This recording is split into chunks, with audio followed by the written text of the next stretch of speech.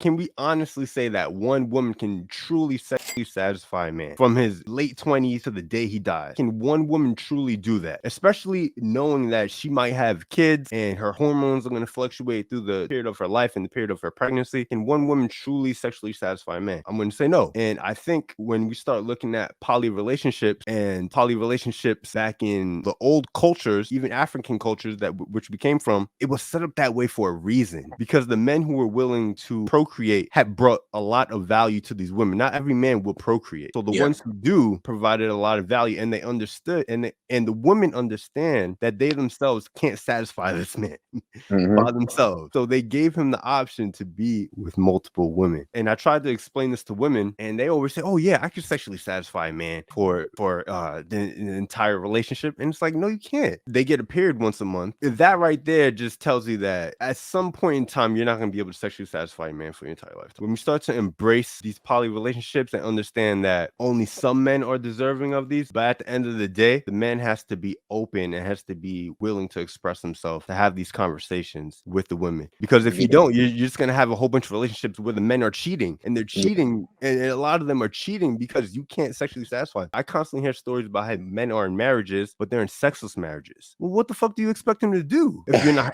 having sex with him? And he's married to you, and society will shame him for cheating on you. That's the ultimate level of checkmate, because when you get him in a sexless marriage, now you have all of the leverage as far as the assets. So if he does go out and have sex, then now you get the alimony, the child support, you get the your lawyer paid for, you get the house, the cars, the custody, and now you've locked it in. So when you get in your next relationship, you don't have to work for the rest of your life, and you could just have sex with him, and that could just be the end all be all for you. But I'm gonna circle back to something else that you said too. Let's say that you're dating a successful businessman, and he has multiple women that he deals with, and you have a child by him. The girl 3 blocks over has a child by him, and the girl 7 blocks over has a child by him. The smartest thing for that man to do is to man up and to buy a home for, or create a structure for those 3 households to be all in the same subdivision or within the close proximity of each other, because that's how it was back in the day in Africa, where the men would live in a center house, and then he would have all of his women in huts outside of it. And the problem in America is that African American men from the past are too okay with division. And the women, even when they want to work together, they still feel like both of them got the short end of the stick. Like, women really be mad about the fact that they got taken out of the sexual market. So then they take that out on everybody else. Like, you fucked me up to be able to get better men than you, because I thought that you were going to be the man. So when you're not the man, I'm not mad at you. I'm mad at myself for fucking with you. When all you had to do was just be honest and provide structure, and we could have been cool with this whole thing.